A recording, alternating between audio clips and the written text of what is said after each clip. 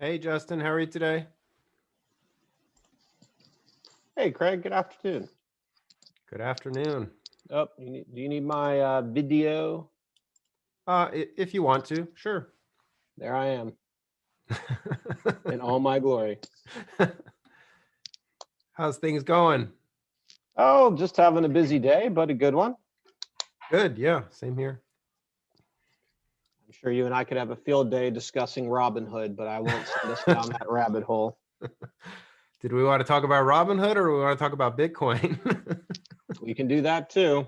I keep waiting for Ethereum to dip, and it just hasn't. So, Are you holding some Ethereum too? Oh yeah, I have Bitcoin, Ethereum, and Litecoin. Nice. Yeah, I used to mine Ethereum and Litecoin and some Bitcoin too. Yeah.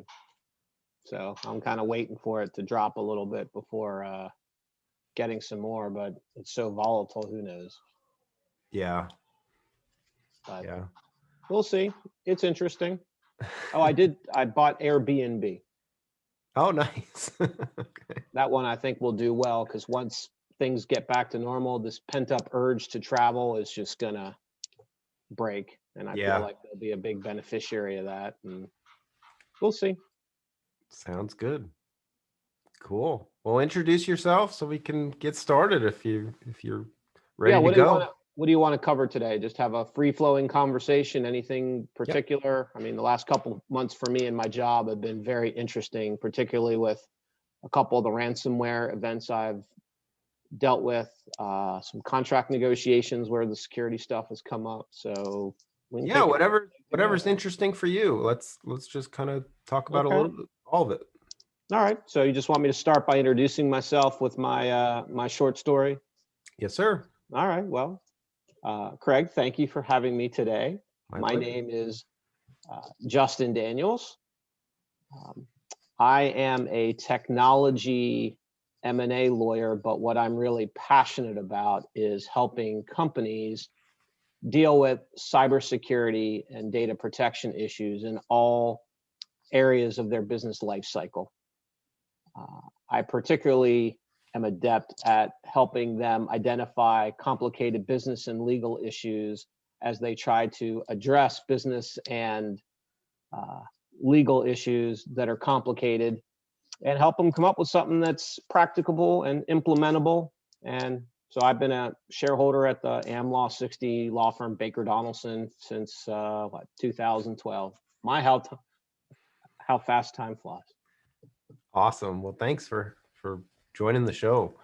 Lots to talk about today. I think we wanted to touch on some Bitcoin and some cryptocurrency, and just also what's fun, what you've been working on. You mentioned ransomware, and it made me think about some of the medical folks out there. Um, I've been challenged with educating some of the folks that are not doing what they're supposed to be doing and struggle. And just curious on your thoughts on that. Maybe that could kind of start us off. But when you talk to a regulated company, somebody such as a medical practice that's obviously mandated by HIPAA if they accept insurance, um, how do you best communicate to them the regulation and all of the stuff that they have to be doing when they haven't been doing anything or putting the proper budget towards it? So where I typically start is I ask them a question. How much revenue would you lose in a day if your business operations were interrupted to where you can't operate at all? And they're like, well, what do you mean, Justin? How does that happen? I was like, there's this little thing called ransomware. And they say, I don't know, it might be, 100,000, could be in a million. And I was like, multiply that number by 7 or 14 if you're down for a week or two. And they're like, oh, that's a lot of money. And I was like, yeah, that's what happens with ransomware. And so that's where I typically start, because to me, if I'm the CEO, how does this impact me in my bottom line, either the revenue or cost? But I start there. And even then, it's still a difficult conversation because it's like, everything else in life.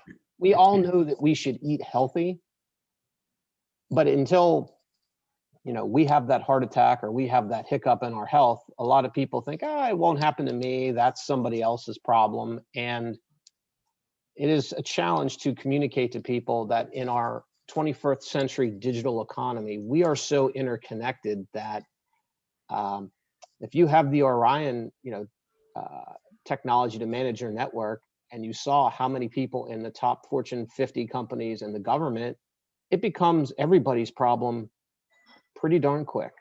Oh yeah, absolutely. Yeah, I like that analogy. I think that's a great one.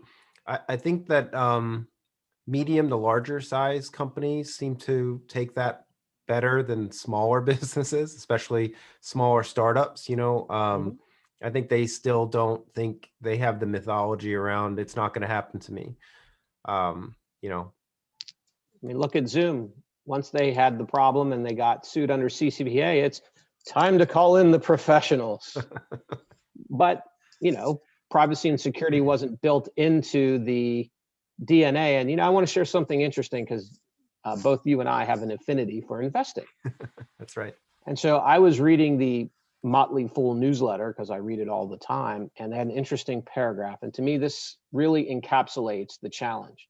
Is they were talking about the Zoom litigation, and they're saying, the Zoom litigation is out there, and we're going to have to see what Zoom does, because if they have to put in more privacy and security controls from an investor standpoint, is that going to undermine the ease of use of the technology and cause people to want to use other technologies? And I felt like that whole paragraph to me summed it up really well. If I'm building a technology, I want it to be as easy for you to use as possible. But there's what I now call the inconvenient necessity of dealing with privacy and security, but they undermine the efficiency and ease of use. And so where do most businesses, especially startups, fall on that balancing act? It's like this, with everything balanced towards ease of use, because we want customers, and figure, we'll figure this privacy and security thing out later, because if I don't have customers and a viable product, they're like, who cares? Right. Well, I think as we go on and as we speak today, I know the Virginia legislature is now looking very seriously at passing a privacy law. I think we're going to end up with regulation, because without it, why are businesses going to stop what they've been doing, which is, hey, I want customers. This privacy and security thing, it interferes with the ease of the product. Yep. And I think that's where businesses land. Their whole point is, we need to make a profit. That's what we're in business for. It's public policy to say, okay, yeah, we want you to make a profit, but where is the public good? But does it always have to be that way though? Like, for what comes to mind, and at least in my brain, is like Zoom, for example. It's not end-to-end encrypted. So if it was end-to-end encrypted, would that really have an effect on user experience? I don't know that it would, but here's where I think you have a user experience. Try not to laugh at me, but I think this is relevant for our discussion, or laugh at me. Now, if you recall, when Zoom had all that happen, now you needed a password. So how many times did you get on Zoom and everyone's frustrated? Oh, I forgot the password. Where's the password? And that seemed a little inconvenient. But with my security hat on, I'm saying, guys, being prepared to not only get on the call, but have your password, that just has to be part of your hygiene. And so the way I look at it, Craig, is, so if you and I were having this conversation back, I don't know, 2004, did we spend any time on LinkedIn? Did we spend much time on Facebook? Was that part of our 24-hour day? Nope. But in 2020, LinkedIn is part of every one of my days. So it's just part of my time. So my thought of it is how do we then recalibrate to say, you know what? I really do have to pay attention to security and privacy, and having that password, that's just part of my day now. When I go onto my financial site, I've got to go get my multi-factor token. That's just part of my day. Yeah. We're not there yet. To me, it's very analogous to when you and I grew up. Did your parents really wear a seatbelt? Not often. Not often. But now we all wear seatbelts. Right.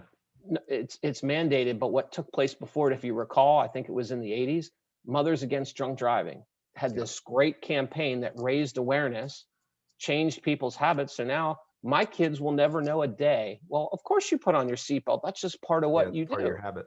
And so where I'm heading with all this is, How do we get privacy and security to be like that? Just, it's part of your day. It's just what you have to do. We're not there yet, and we're suffering the consequences for it. Yeah, I think that was well said. I think that there's also, we as consumers also need to put more pressure on the security companies too, because like you outlined with passwords, humans are real poor at passwords. So maybe there's just a new technology or a new way to embed Zoom to the device, and not require the password. There's passwordless Mhm. technologies out there that exist and exist well and have also become ITAR and, various regulation compliant. So why not maybe put more pressure on companies like Zoom to use that kind of technology so it doesn't get in the way so much? But yeah, the reality of the situation is it does have to be, you have to be made aware of it, and it has to be baked into our habit. So I think the answer to your question, in my personal opinion, is it's you and I putting pressure on our elected representatives, try not to laugh, in Congress to pass regulations that then require these companies to do things. Like, for example, I'm sure you've read about Apple, who's putting default privacy protections Yep. into their latest iOS. And if you want to change that, you get a GDPR-like banner in plain English saying, hey, if you click on this, it allows them to track and do whatever. Yep. But think of regulations where the government mandated, like they do with cars and airbags. But for the tech industry, it's, hey, Apple, or hey, device maker, app maker, you have to make all of your default settings on your app to maximize privacy. And it has to be the consumer's choice to decide that they're going to allow that. As you know, in our country, it is the opposite. Right. Because I learned a lesson the hard way. Was I turned off my location finder on my phone, and that stopped, people, it stopped the little arrow in my car on, Apple CarPlay. Yep. But it didn't matter because it had all the sensors on my car, and it has its own separate map display. So if you get the data on my car, you know darn well where I went. So great, I shut it off on my phone, but you could still track me through my car's data anyway. Right. So Yep. that's to me where we have to put the pressure, is on Congress. And I think you're seeing, with what happened with the lawsuits last year against Google, the FTC action against Facebook, what happened surrounding the election and the Twitter accounts being suspended. You now have, for very different reason, I think, political interest in having a discussion and a debate on a national law, because it really needs to be national, because all of these different state laws, you're an entrepreneur, you own your own business. The compliance with all these different state laws drives up the cost of doing business, and Absolutely. it really hurts business. We need to do this, but we need to do it and apply it uniformly, because data is really a federal issue. It's an international issue. So there, I've pontificated. Done with that. We're done. Well, Anyway. I think that was well said. I think that you're right. I think that I laugh or snicker at that a little bit, because it kind of brings me back to the lack of security with the recent riots at the Capitol, and the lack of, how did that laptop get missing? Physical, obviously, controls were missing. Sure. I don't know. I think that I agree with you. I think that there does need to be some national regulation. I think I'm surprised we don't have our own version of GDPR nationwide yet. I think that there's challenges also. I think there should be more of a checks and balance approach. I don't know if you saw the recent scoring that was done with the government systems, and it was failing grade of basically how hackable they are, around the CMMC. I don't know. I'm hopeful that we have more. I like the CMMC for the third party audit mandate, and I feel like if you want to be in business, you don't have a choice if you're a federal defense contractor, at least in that pond. I would hope that one day maybe that will overtake HIPAA and require third party assessments of hospitals and healthcare. I don't know. What do you think about that? I mean, right now, a lot of the medical, obviously they're saturated with COVID, and that's a nightmare on its own. But Yep. the hackers are pretty much laughing in their chairs um, about how easy it is to get into a major healthcare hospital, whatever. What are your thoughts around that? I think in what I've learned recently when it comes to HIPAA in the wider context of having a cyber incident, HIPAA probably needs to be overhauled and probably be a little bit more GDPR-like. And what I mean by that is if I'm a medical practice and I hire, I'll say your healthcare IT firm, and as part of your service, you provide hosting that you do through a third party. And for whatever reason, some of my data is on that third party server who you contracted with, and they get ransomware. So if they get ransomware under HIPAA now, who has potentially the breach notification obligation? It's me, the medical provider. Right.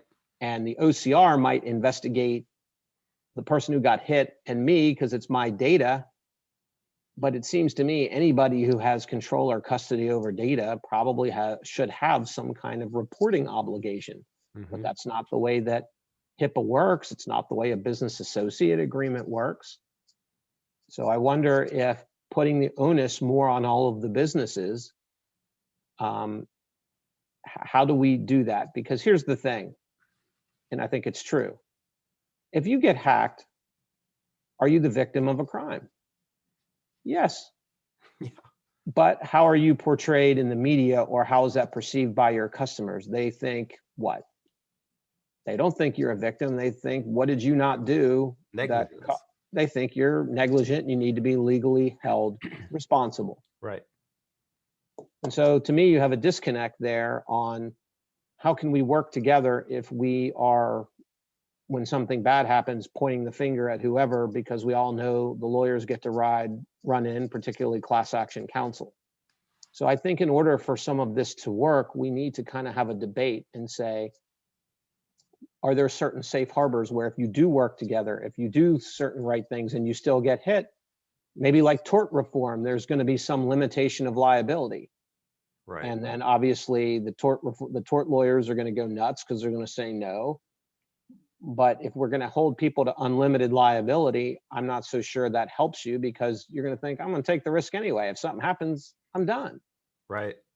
And so I think there has to be some of this thoughtful dialogue around what are the public policies we're trying to influence, and know that there won't be a good, solution. But what I don't want to have happen is we have some kind of cybersecurity 9/11 and we have a knee-jerk law like the Patriot Act. Say what you want for the Europeans, but they passed GDPR and nobody, it wasn't influenced by some dramatic event. And that's a better way to pass legislation. You see how it works, doesn't work, you can tweak it. But when you pass stuff after having some traumatic event like 9/11, you don't pass good laws. You're stuck in the emotion and you don't think about the second or third order consequences. And it ends up uh, many times doing more damage than good in the long term. Well, I think that's true. I also think that like the credit score, everybody's got a credit score, right? The better your credit score, the lower your rates for borrowing money are. I think we almost need something like that in the cyber world where, if you should be rewarded for doing your risk assessments and getting all your stuff together and get maybe cheaper cyber insurance because you're getting the audits done and all that fun stuff. So maybe, I don't know, maybe something like that could be a good thing too. Or you could get most favored nation pricing because of your cyber score, or you don't get the deal. It's funny you bring this up because they have this exact kind of thing in China, but for very different reason. Oh, interesting. And the communist government gives people a score, but it's based on loyalty to the government. Have you made any statements? Have you paid your bills? And then you can have like a score, and that might allow you, if your score is not high enough, you can't leave the country, you can't get credit. See, the thing people don't appreciate that I'm learning with some of the smart city work that I do is technology really enables authoritarian type of regimes to uh, watch the populace. And so that's another interesting realm that we get into with cyber and privacy. But what you're really talking about, Craig, is you're saying, hey, Justin, I appreciate what you're saying with all this regulation, which, yeah, I get it. But what are some market-based solutions? Because that's really what you just mentioned. I've had multiple conversations with banks, and I've asked them, why don't you put a covenant requiring a cybersecurity risk assessment of the target when you're going to loan or syndicate a loan on an M&A deal?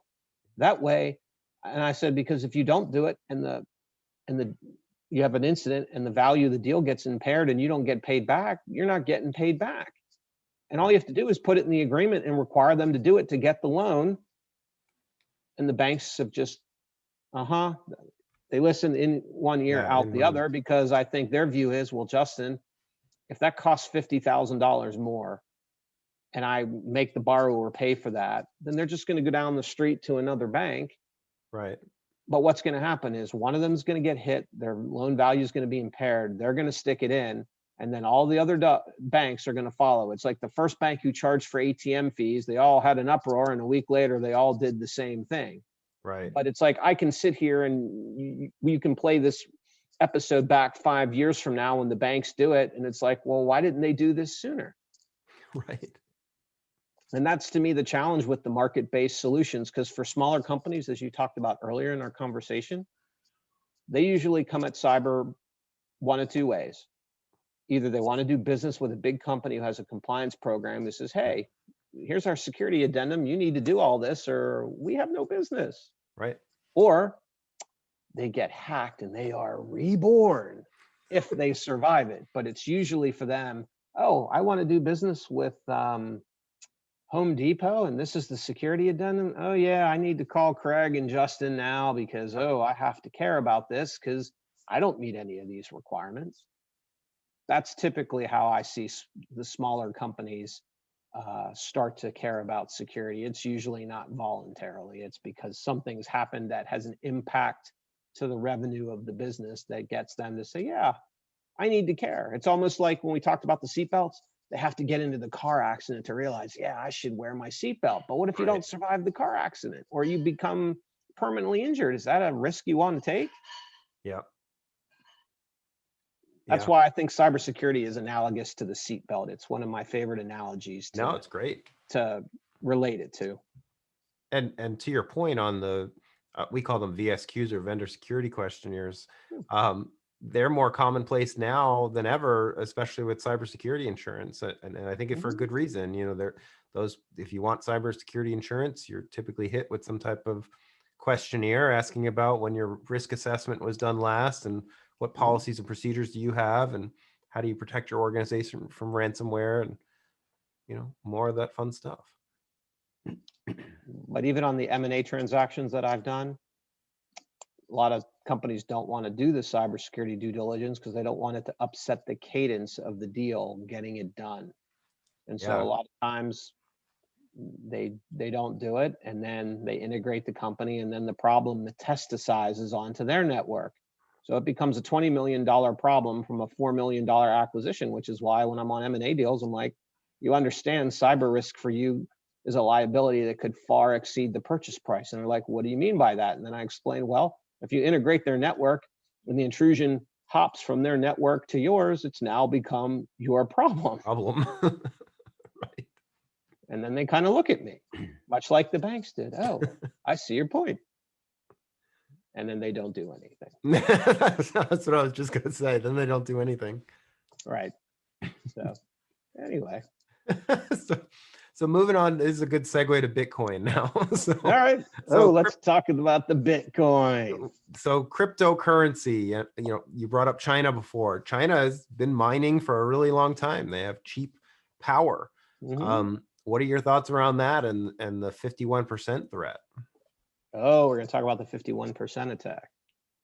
So I think digital currency is going to be in the mainstream. And I believe that because the most important development last year was guidance from the United States Treasury Department that is going to permit traditional banks to render custodial and other services for digital currency.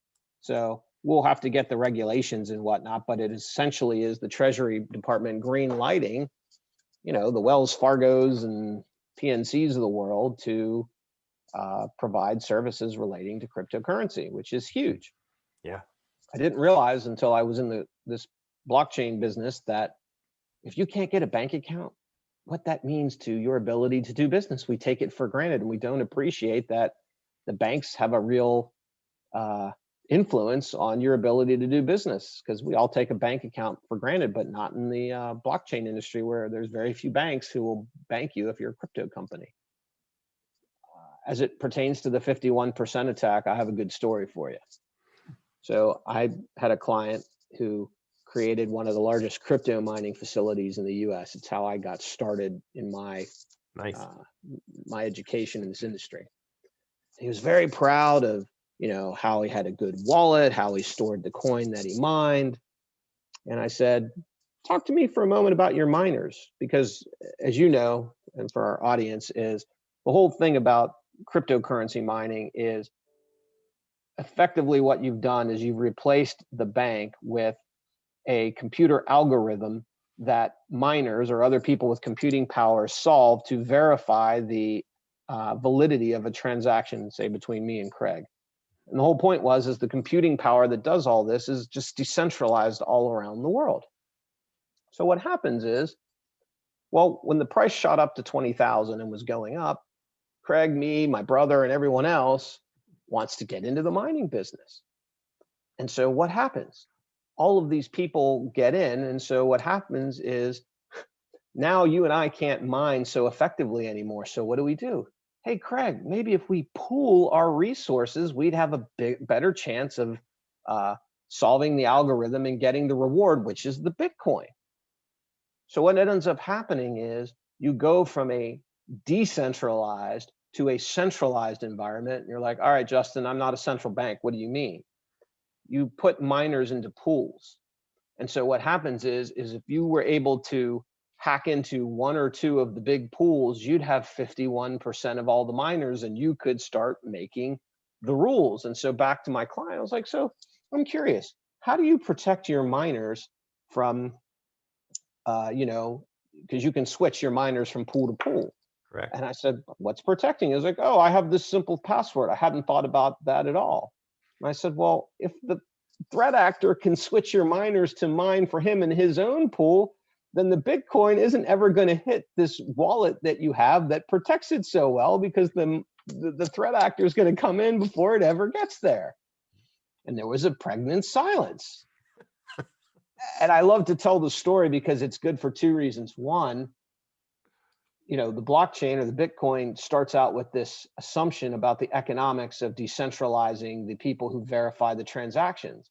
Mm-hmm. But then it evolves so that people, if they want to get a reward, they have to pool their resources, centralizing it. And then it makes the utility of what we call the 51% cyber attack a lot more easy to carry out. And people don't even realize, while they're protecting their hard wallets, that if they don't protect their machines from being hacked to go mine for some other pool, that's their common point of failure. Yep. Well said. Yes, that's part of my presentation next week. I'll be at Duquesne University, where I went to school, and I'm presenting to an MBA class on innovation versus privacy and security, which is a lot of what we're talking about here today. Absolutely. That's awesome. Yeah. Well, good points. What I used to do when I was mining, I'm not mining anymore, but when I was mining, was I would monitor the activity. But you're absolutely well said. I mean, people don't think about that. So it's craziness. So you were talking about Ethereum a little bit. What are your thoughts around Ethereum and smart contracts? Well, as I've been reading, I haven't done this yet, but I've been reading a lot about it, is a lot of the rage is what they call DeFi, decentralized finance. So think about, I don't know, maybe being able to finance a vehicle, doing it with a set of smart contracts over a blockchain where it's recorded. And so the key is Ethereum, because you can build, you can write on it, you can put smart contracts on it. And I think it bears watching. You're seeing a real run up in the price of Ethereum because, a lot of people are talking about decentralized finance. And I think you're going to continue to see that, because I think one of the big lessons from the pandemic, amongst many, is, do you really need cash? I can't remember the last time I paid cash for anything. Yep. But the challenge with all that I just don't think, a lot of people think about is back when we were just what I call an analog society, if something broke down, we could fix it. But now that we are pretty much solely reliant on digital technology, if it gets encrypted, if it's ransomware, if someone's able, I wrote about this the other day, GPS is beyond easy to hack. So think about being a ship and thinking that you're in international waters, when in reality you've slipped into Iranian waters and don't realize it. As just an example. Or a plane that's flying. What is your alternative to, what's your backup plan if something happens there? Right. And most companies, they don't have one. And that, to me, is what's interesting about the more that we use decentralized finance. We're using Bitcoin, we're using all this digital stuff for financial transactions, because you take that down, what is the alternative? Or you interrupt it.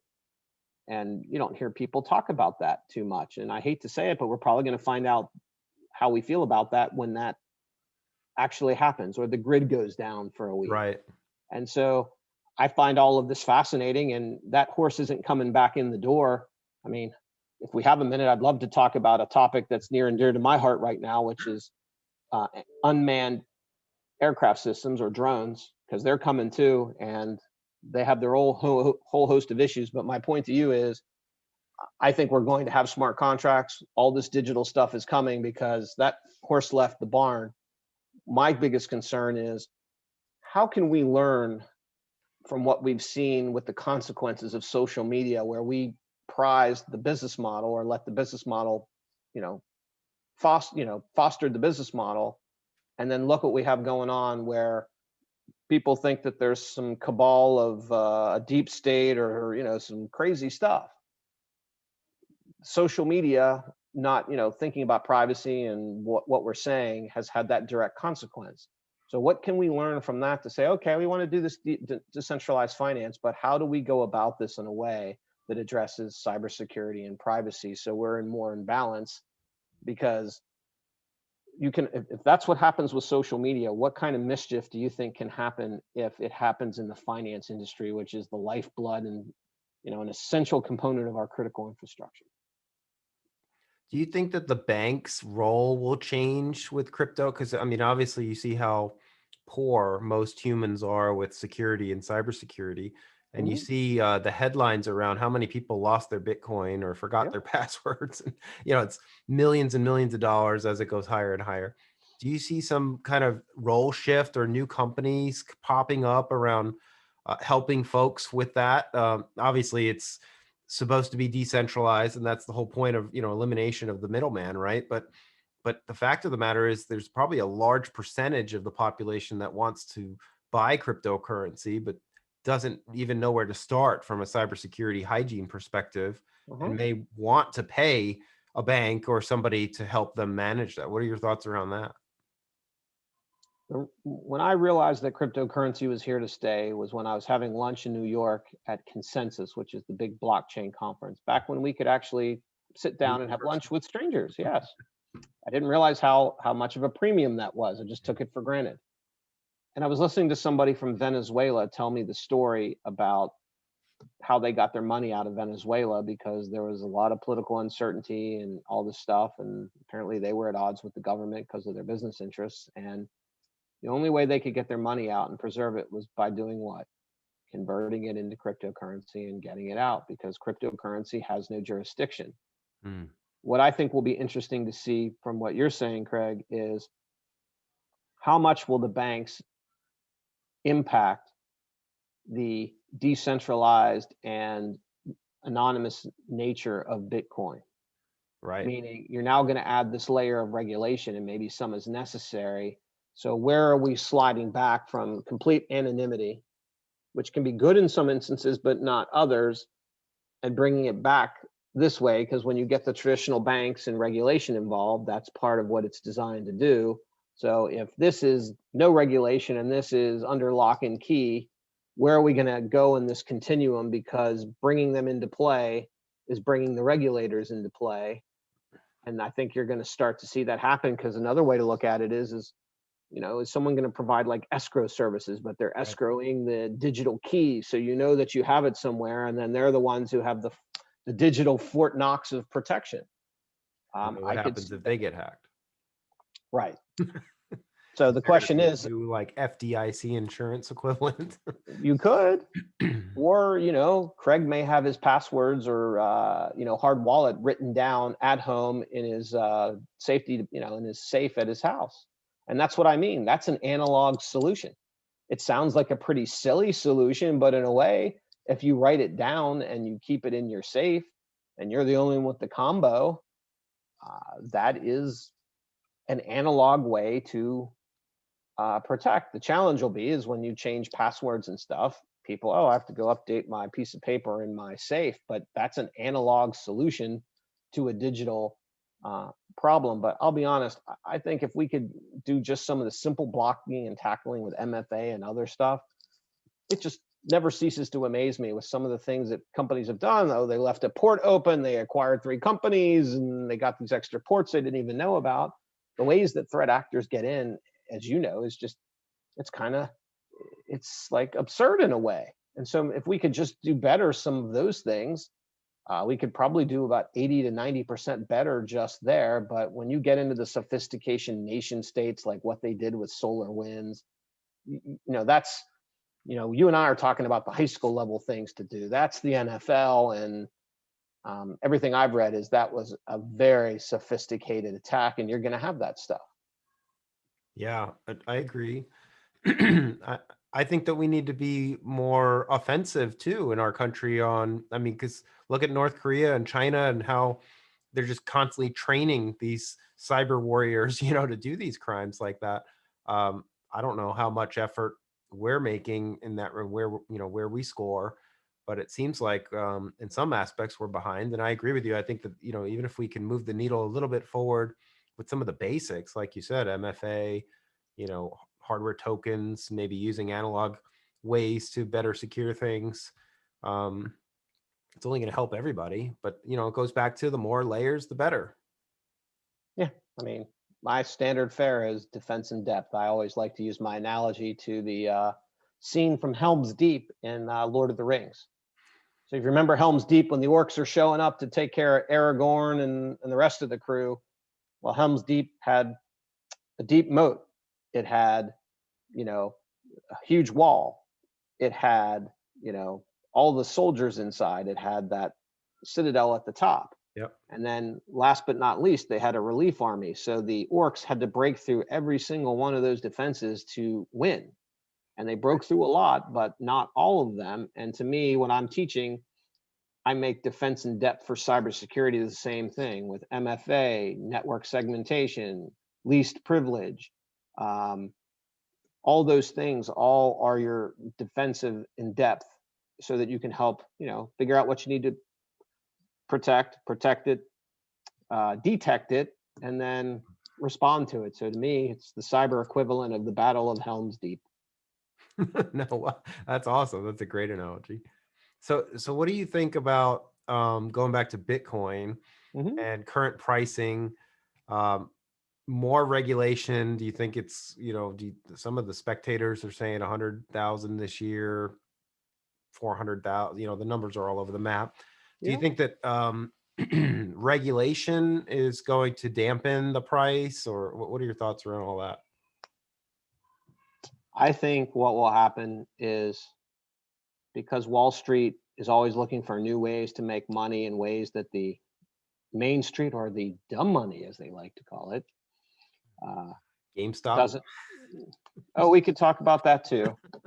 Actually, the better part of talking about Robinhood is whether they sold the transaction data, which is a privacy issue. And if that's the case, which seems likely, the FTC just needs to pound them. But to this question, I think regulation will probably help, and has helped, the price of Bitcoin, because it shows that it's being accepted as a mainstream store of value, that it's not this fringe thing. So I expect to continue to see cryptocurrency fluctuate. And for those of us out there who says, oh, I'm just going to buy some, you need to buy it understanding that it is money that you are willing to lose. I mean, I had, I don't know, a year and a half where I was down 80%, and then it finally came back to where I'm up. But I kind of invested with the understanding that this was money that I could live without if it went to zero. Right. This is not something that you want to speculate in if it's money that you need for school, living expenses. Please, audience, do not do that. It is not a smart thing to do with your money. But if you want to, if you have some money that's available that you want to put into this and you can let it ride for a few years, I think you'll be rewarded. I only stick to the three that I know pretty well, which is Bitcoin, Ethereum, and Litecoin. There must be 100 of them. Ripple was up for a while all over the place, but that's what I've done. Because one thing I don't know, Craig, is, Bitcoin, we only have 23 million. That's it. Yeah. Well, who's to say they can't go back and, change the software and say, we'll put some more in circulation And fork it. Yeah, right. So, well, to me, it would be different than a fork. In other words, is the software so immutable that it's 23 million Bitcoins and we're done? If you fork it, what that is you're changing a feature so that it's not on the same chain anymore as Bitcoin. It forks off of it. Right. And so I don't think so, but obviously if it's like gold derives its value from its scarcity. That's Bitcoin to a degree derives its value because of its scarcity. Right. Yeah, well, I think that was a good point too. I think for the folks that are listening, you should definitely only invest what you could afford to absolutely lose. And I think that the liquidity factor is also a big one too. Don't put a bunch of money in Bitcoin, and then if you need it next week, it might not be the same amount as it was when you bought it. It might have dropped significantly, or it might have went up significantly. But the volatility spikes at least in the short term, could be big swings in either direction.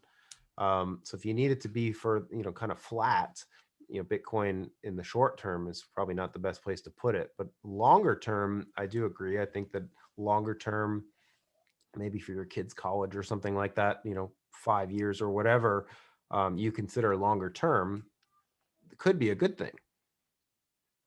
Yes, it could be my vacation home in Colorado money. Yeah. Who knows? But that's right. It bears watching, particularly when you start talking about decentralized finance. So we'll have to see. That's right. I think the bottom line though is that everyone should add some amount to their portfolio, whatever they're comfortable with. It could be $1,000, it could be $500 or less, it could be $10,000. But just go into it knowing that if you lose it, just like playing a lotto scratch off, it's gone. But if you do good password hygiene and you enable the multi-factor and you store it properly and keep checking on it long term, as long as you can, I think that you probably will be rewarded in the vast long term of things. So moving on to Ripple, right. You touched on Ripple a little bit. Obviously, Ripple's under the microscope, heavy regulation. It dived or dove. What's your take on Ripple, real quick? I like the idea behind it. Have you ever, like I refinance my house and, go to the bank. Yeah, that's going to be $40 to send a wire. I'm like, come on, $40. That's a lot. And Ripple allows you to do that in a way where you're not paying $40. So disruptor. It is absolutely a disruptor. So I think from that standpoint, it's interesting. I can't say I follow it enough to be able to talk with any level of expertise because I limit what I do to just those three that I mentioned. Yep.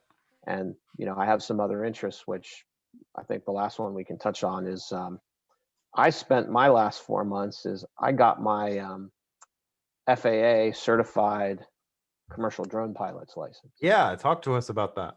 So that was why did you do that? Was it for fun or for business or both? Both.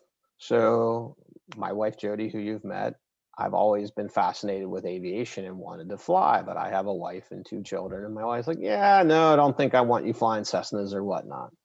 So I said, well, what if I keep my feet on the ground? So that's where we reached the marital compromise.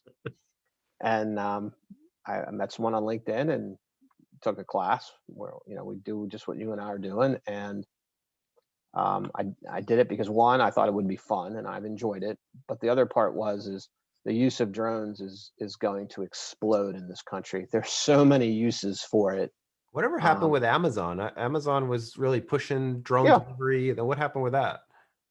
So as I've learned, we have some interesting issues we need to navigate. So, if Amazon wants to deliver to your house via a drone, well, what if to get to your house, it has to fly over my house or something else that's not a public right of way? Well, you don't have the air rights over my house and don't have the ability to consent to them flying over my house. So I didn't know this, but common law, you are supposed to own all the rights up to heaven and down to hell of your house. But the FAA takes the position that they are the ones who have the exclusive jurisdiction over navigable airspace. So you can dig down, but you can't go up? Well, the story gets a little better. So in 1946, there was a guy who, I guess he had his farm with a chicken coop near an Air Force base, and it was near the runway. So the propeller or whatever planes, they make a lot of noise, and his chickens would get upset, and a few of them flew into a wall and got hurt, and that's his property. And so he sued, and it ended up going to the Supreme Court. And the Supreme Court decided that he had the use of enough of the airspace above his house to build or do his business. And in that case, I think they said it was 81 feet.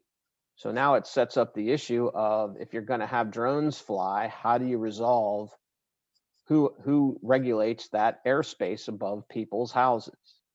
I 81 suspect feet above the house or 81 feet from ground level?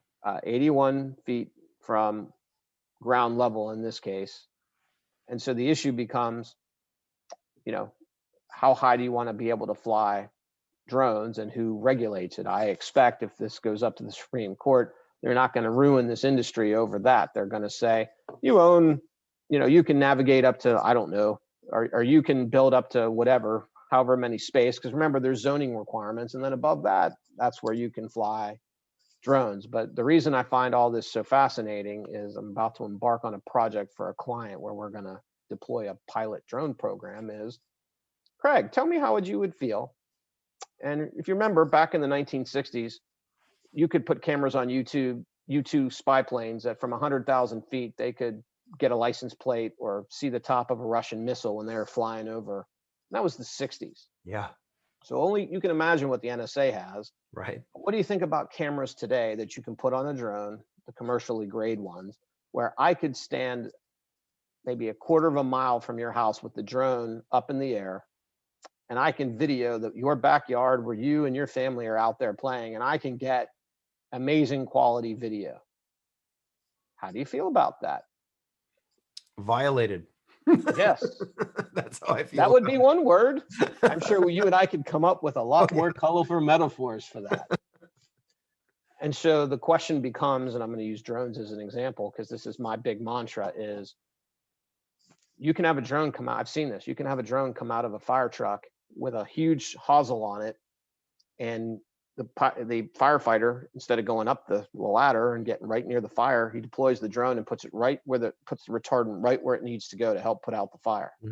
Or during the season, I know the Atlanta Falcons, the football team, hired a drone company to disinfect the stadium so people could come every week. So those are clearly very helpful and efficient uses. But then how do we deal with privacy? Because we felt violated in that example.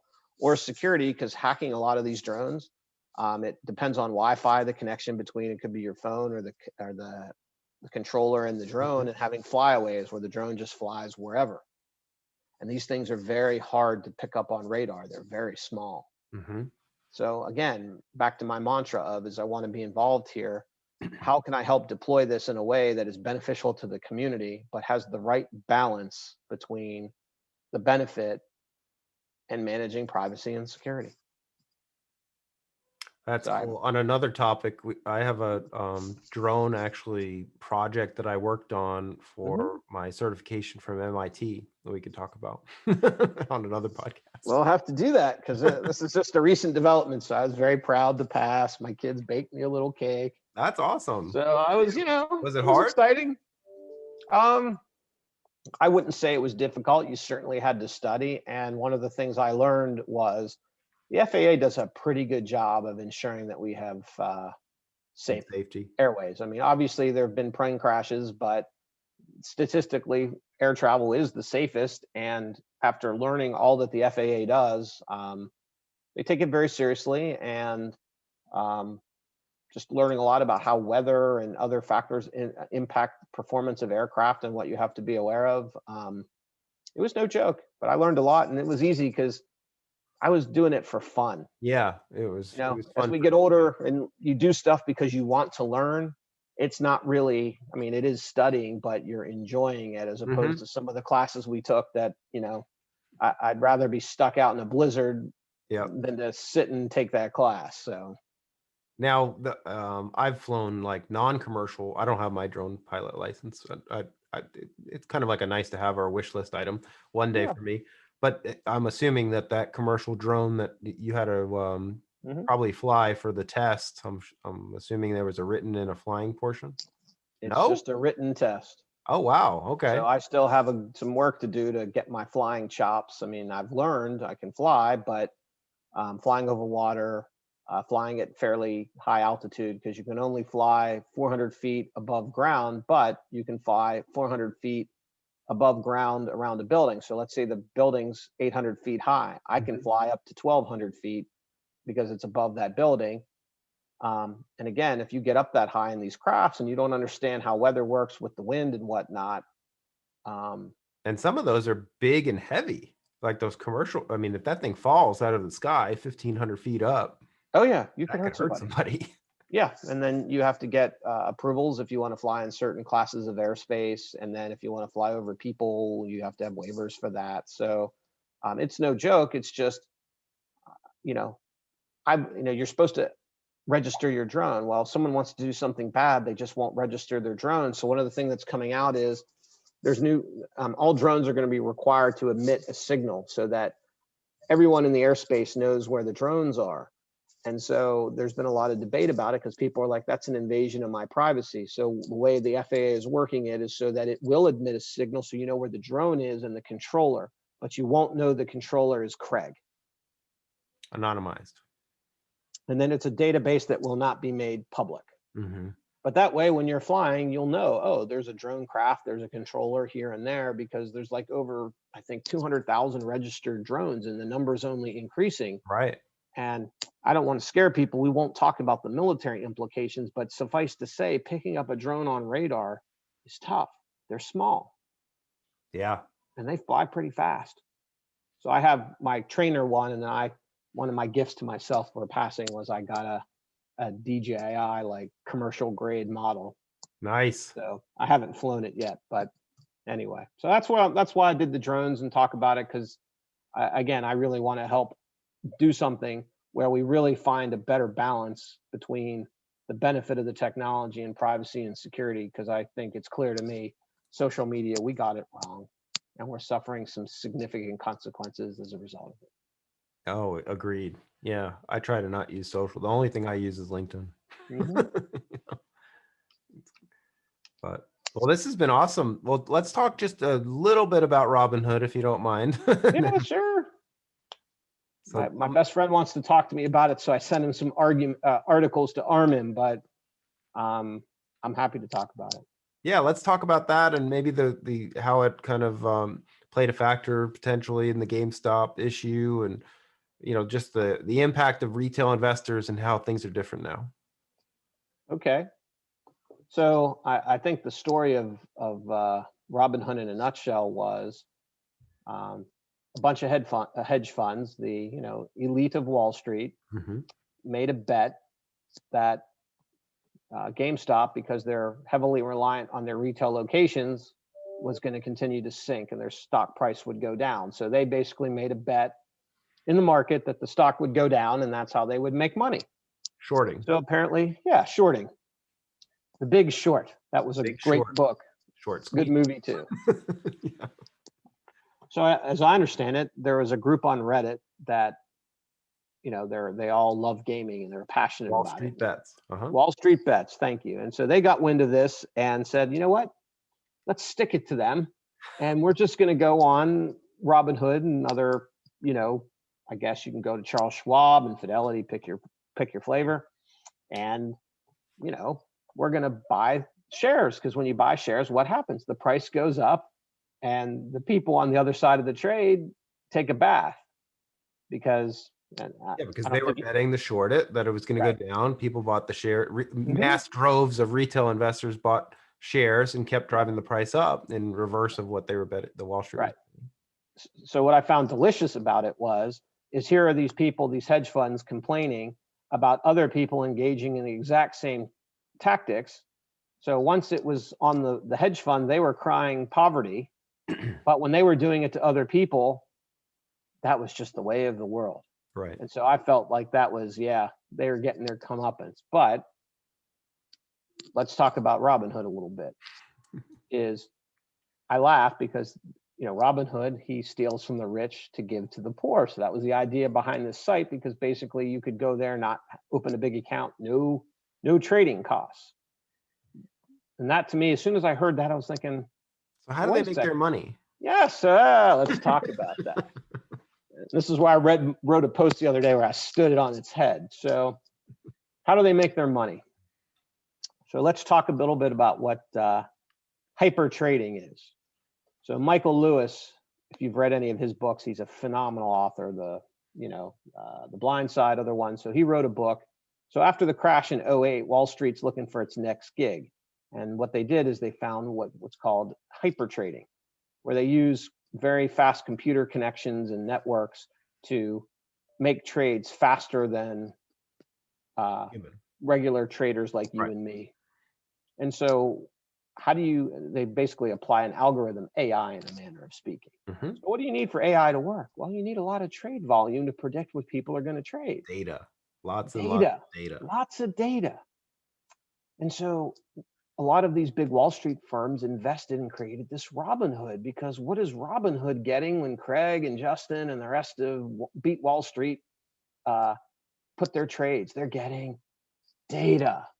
And so the way that Robinhood would make their money, because, hey, Craig, come to Robinhood because you don't have to pay any, you pay zero for trades, you just trade. Yeah, Note to listeners, anything free comes at some price.